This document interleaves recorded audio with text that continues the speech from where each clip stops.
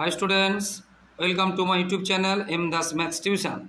आजकेर क्लास 7 कोषे देखिए 21 कोषे देखिए 21 ज्यामिति जो अंकनगुलो आछे बा सम्पादकगुलो आछे सेटा कराচ্ছি। देखो बंधुरा एखान थेके किन्तु परीक्षाय आसे एकटा आमि एकटी चतुर्भुज रेस्ट RES आँकी जार RE बाहु देওয়া আছে 6 সেমি, ES দেওয়া আছে 4.5 সেমি এবং ST দেওয়া আছে 5 সেমি আর TR দেওয়া আছে 5.5 সেমি এবং ET দেওয়া আছে 7.5 সেমি।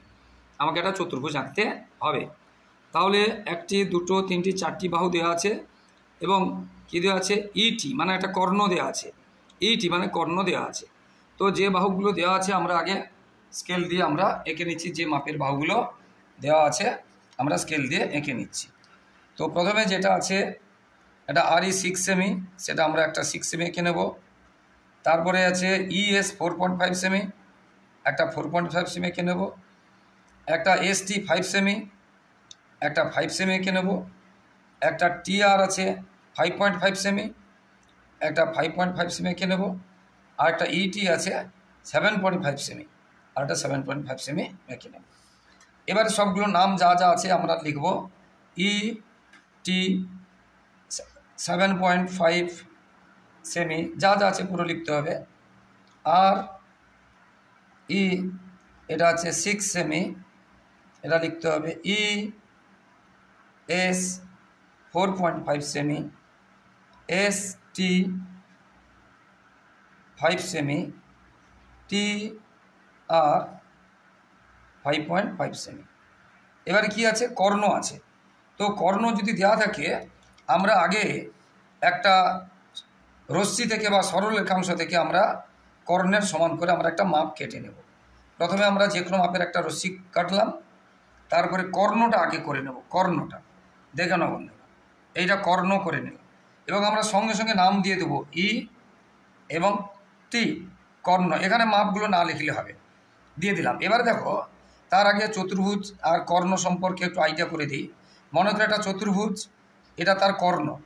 তাহলে আবার আমি কর্ণটাকে যদি সোজা রাখি, তাহলে দেখো লক্ষ্য করে এটার চতুর্ভুজ হবে। তাহলে এটা যদি ET হয় তাহলে আমি যে কোনো এদিকে যদি RE তাহলে ST, অথবা এখানে REST আমরা এখানে R দিতে পারি, এখানে R দিতে পারি, এখানে R দিলে এখানে S দেবো, এখানে R দিলে এখানে S দেবো, কিন্তু ETটা ফিক্সড আছে। তাহলে আমরা যে E বিন্দুতে একটা E আছে এমন আমি যদি এইটা REটা করি, REর মাপ নিলাম, REর মাপ নিয়ে ইতে বসিয়ে আমার টানলাম, তার মানে এটা এইদিকে টানছি, তার মানে এটা R হবে, এইদিকে R হবে, এটা মাথায় রাখতে হবে। তাহলে এটা কি হবে আবার বলছি, REর মাপ নিয়ে ইতে বসিয়ে টেনেছি, তাহলে এটা R হবে। তাহলে এটা যদি R হয়, এটা দেখাচ্ছি, এটা যদি R হয় এটা কি হবে RT। কি হবে R এবং T। RT কোথায় আছে দেখো, এই RT মানে TR, RT মানে TR, RT মানে TR। তাহলে RT মানে TR, এবার টিতে বসাবো। তাহলে এটা হয়ে গেল কি, এটা হয়ে গেল R, এটা হয়ে গেল R।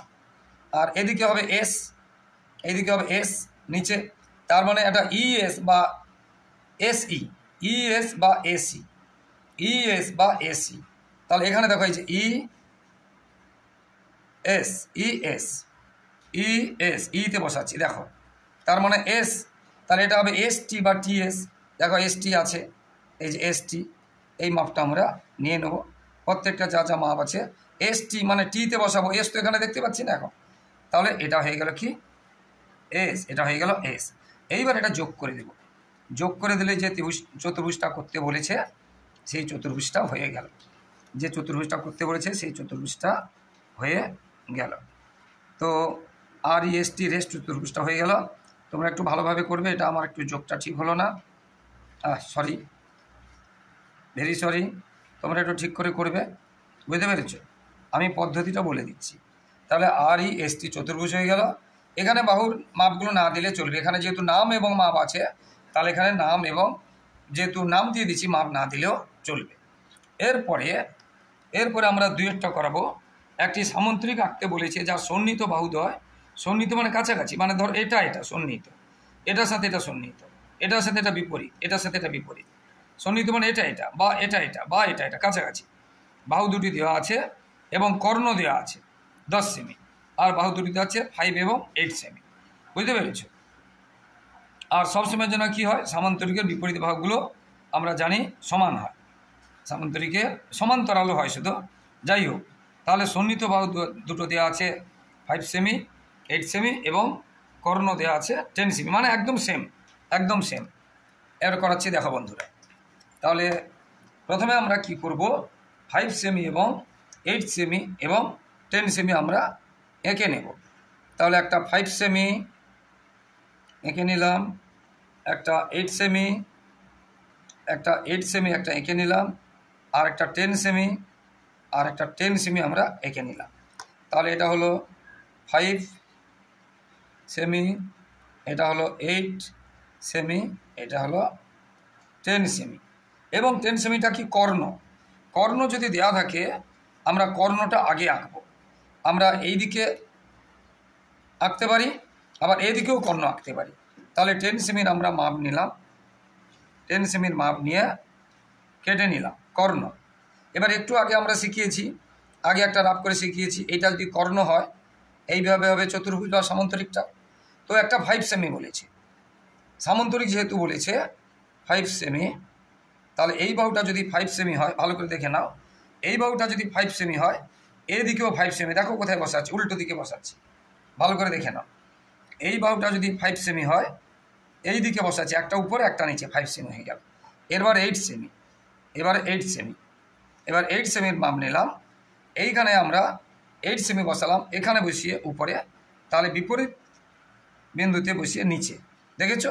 এটা হয়ে গেলো 8 সেমি। এবার আমরা যোগ করে দেব। এখানে যেহেতু নাম নেই, ABCD নাম নেই, তখন আমরা কিন্তু বাহুর মাপটা এখানে লিখব। এখানে বাহুর মাপটা লিখতে হবে, নাম না থাকলে লিখতে হবে। এবার এটা তোমরা স্কেল দিয়ে যোগ করে দেবে, সুন্দর করে স্কেল দিয়ে যোগ করে দিবে, বুঝতে পারবে? আমি চাঁদা দিয়ে যোগ করছি, কিন্তু তোমরা স্কেল দিয়ে। তাহলে এটা কি হলো 5 সেমি, এবং এটা কি হলো 8 সেমি, আর এটা কি হলো 10 সেমি। তাহলে এটা কর্ণ হলো।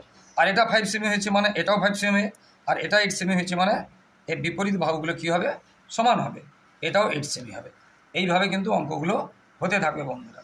তো বন্ধুরা, যারা আমার ইউটিউব চ্যানেলটি দেখছো সকলকে ধন্যবাদ। আর যারা আমার চ্যানেল নতুন প্রিয় ছাত্রছাত্রী, চ্যানেলটিকে সাবস্ক্রাইব করে এবং শেয়ার করে একটু সাপোর্ট করো বন্ধুরা। আর লাইক ও কমেন্ট করতে ভুলো না। এবং পরবর্তী ভিডিওটা অবশ্যই দেখতে থাকো বন্ধুরা, পার্ট 2। আর সাজেশানগুলো বা যে অঙ্কগুলো চ্যাপ্টারগুলো এখনও তোমরা দেখোনি, ইউটিউবে প্লে লিস্টে গিয়ে সার্চ করে তোমরা দেখে নাও বন্ধুরা।